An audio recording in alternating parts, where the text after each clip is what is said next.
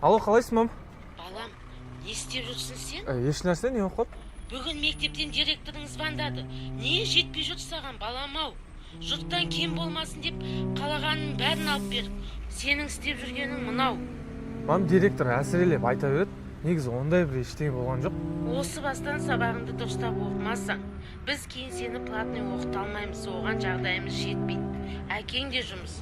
Саған сеніп отырмыз ғой, балам-ау. Мам, уайымдамаңыздар. Бәрін түзетем. Мам.